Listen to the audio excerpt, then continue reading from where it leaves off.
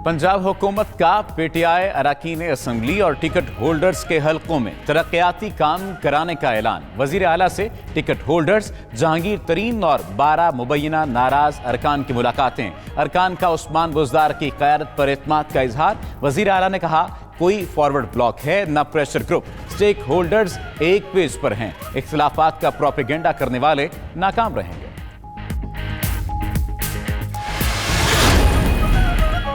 वज़ीर-ए-आज़म इमरान खान से वज़ीर आला खैबर पख्तूनख्वा महमूद खान की मुलाकात। सूबे में पार्टी के अरकान असम्बली में ग्रुप बंदी के मुतालिक रिपोर्ट पेश की। उधर हुकूमती मुज़ाकराती टीम आइंदा हफ्ते इत्तेहादी जमातों के रहनुमाओं से मुलाकात करेगी।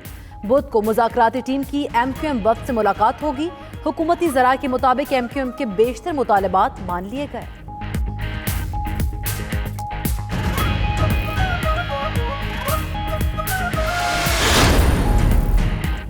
स्पीकर बलोचिस्तान असम्बली ने सूबे में मौजूदा हुकूमत को बदतरीन करार दे दिया।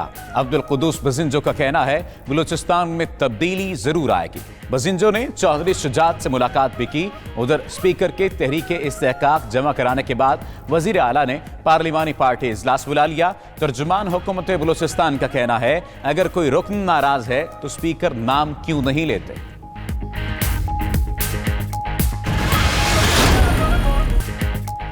मनसूबा बंदी से पैदा किया गया आटा बहरान, जिम्मेदार निकले सियासतदान और अफसरान। इंक्वायरी रिपोर्ट वज़ीर-ए-आज़म को इरसाल। ज़राए के मुताबिक रिपोर्ट में आटा बहरान के जिम्मेदार ब्यूरोक्रेट्स और सियासी शख्सियात की निशानदेही की गई। वज़ीर आला पंजाब ऑफिस का महकमा खुराक के अफसरान के तकर्रुर तबादले से मुतालिक किरदार भी रिपोर्ट में दर्ज। महकमा खुराक पर सियासी दबाव और इंतजामी नाअहली के बायस आटा बहरान पैदा हुआ।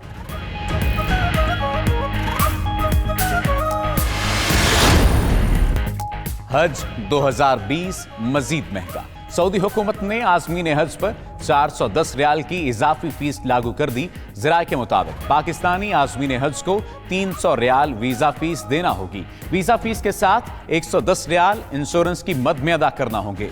सऊदी अरब ने वजारत मजहबी उमूर का वीज़ा फीस और इंश्योरेंस खत्म करने का मुतालबा मुस्तरद कर दिया। हुकूमत का बिजली का फी यूनिट रेट बढ़ाने के लिए नई पॉलिसी मुतारिफ कराने का फैसला। ज़राए वजारत खजाना के मुताबिक बिजली की फी यूनिट कीमत में इजाफे के लिए नई पॉलिसी तकमील के आखिरी मराहिल में है। 1 जुलाई 2020 से नई पॉलिसी का ऐलान किया जाएगा। नई पॉलिसी का फैसला बिजली के नुकसानात मुतय्यन शरह से बढ़ जाने के बायस किया गया।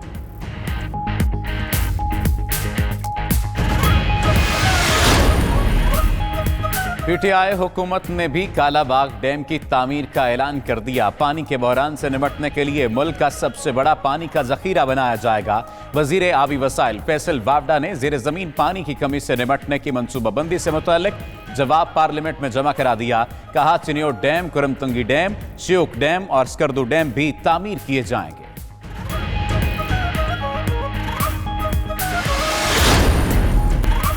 मुल्क के मुख्तलिफ इलाकों में फिर बादलों का राज। कोयटा समेत बलूचिस्तान के कई इलाकों में बारिश। लाहौर, सरगोदा और दीगर शहरों में भी बूंदाबांदी हुई। बालाई इलाकों में बर्फबारी का इम्कान। स्कर्दू में शहराए बल्तिस्तान दूसरे रोज भी बहाल ना हो सकी। वादिय नीलम में खराब मौसम के बायस इमदादी सरगर्मियां बंद।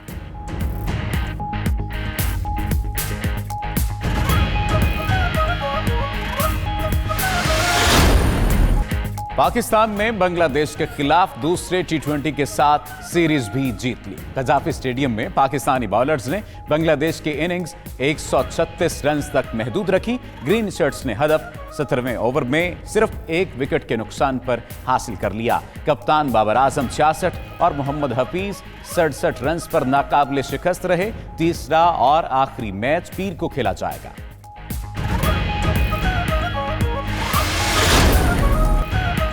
और मगरबी मौसीकी की दुनिया के सबसे बड़े ग्रैमी अवार्ड्स की तकरीब कल लॉस एंजलिस में सजाई जाएगी। तकरीब के लिए तैयारियां मुकम्मल। फनकारों ने रिहर्सल सेशन में भी हिस्सा लिया।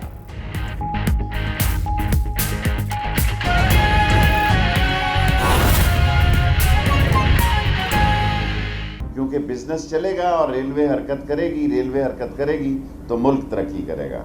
कोई मुल्क तरक्की नहीं कर सकता रेल के पहिए के बगैर।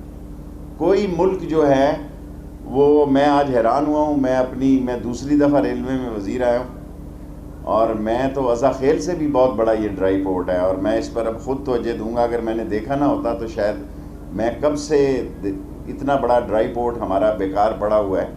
और मैं यहाँ के लाहौर के बिजनेसमैन से कहूँगा कि वो आगे बढ़े और इस काम को आप संभालें। और मेरे ज़ुम्मे एक तो मैं चीन को भी नए साल पे मुबारकबाद देता हूँ। अल्लाह की खुशनसीबी है कि जो चीन का रेलवे वज़ीर है ली शूफोंग, वो भी मेरा ज़ाती दोस्त है, क्योंकि वो ली फोंग का बेटा है। मैं शायद अब पुराना सियासतदान हो गया हूँ, और मैं ली फोंग के साथ वज़ीर मेहमानदारी था। और वो पाकिस्तान को चीन मोहब्बत करने वाला मुल्क है, और ऐसी साजिशें हो रही हैं कि सी पैक के रास्ते में दुनिया की कोई रुकावट सी पैक के रास्ते में बर्दाश्त नहीं की जाएगी। चीन हमारा है, हम चीन के हैं, और हमारी दोस्ती आजमूदा है, और ML1 हमारा मुकद्दर है। जब तक ये ML1 नहीं बनता, पाकिस्तान रेलवे तरक्की नहीं कर सकती। 1861 में ये पटड़ी बैठी है, और 1861 के कितनी भी तरक्की कर लें, ये 1875 किलोमीटर का नया ट्रैक जो है, ये पाकिस्तान में इमरान खान की हुकूमत के दौरान एक इनकलाब का पेश खैमा होगा। और लोग ये कह रहे हैं कि हमारे 9 बिलियन IMF की हमारी कुल इमदाद $6 बिलियन है, जिसकी सज़ा सारी कौम भुगत रही है। ये जुमला मैं सख्त कह गया हूँ, जिससे हम इफ़ादा हासिल कर रहे हैं।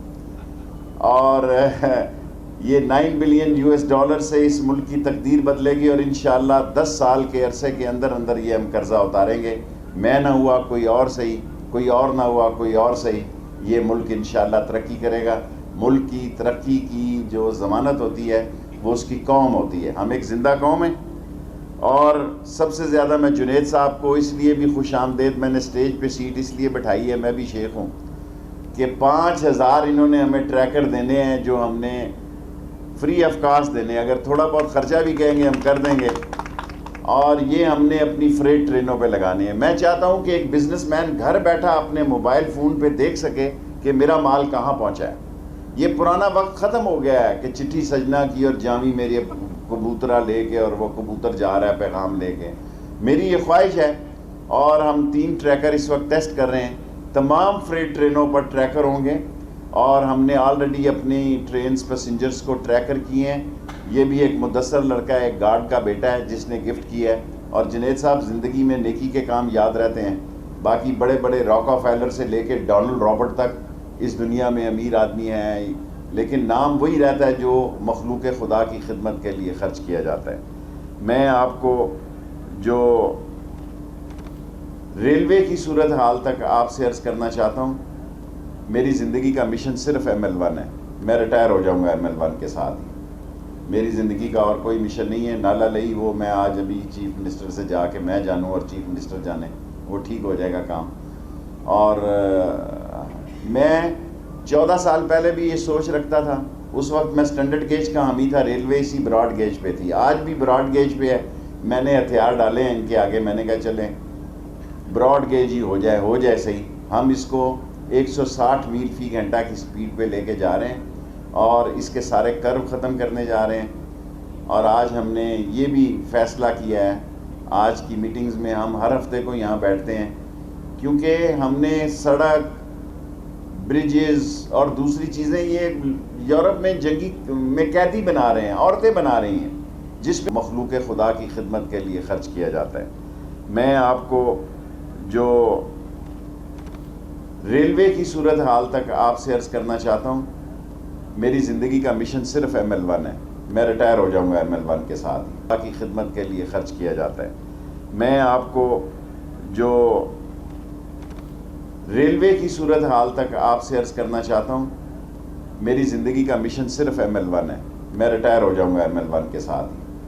मेरी ज़िंदगी का और कोई मिशन नहीं है। नाला लई वो मैं आज अभी चीफ मिनिस्टर से जाके मैं जानूँ और चीफ मिनिस्टर जाने, वो ठीक हो जाएगा काम। और मैं 14 साल पहले भी ये सोच रखता था। उस वक्त मैं स्टैंडर्ड गेज का हामी था, रेलवे इसी ब्रॉड गेज पे थी। आज भी ब्रॉड गेज पे है।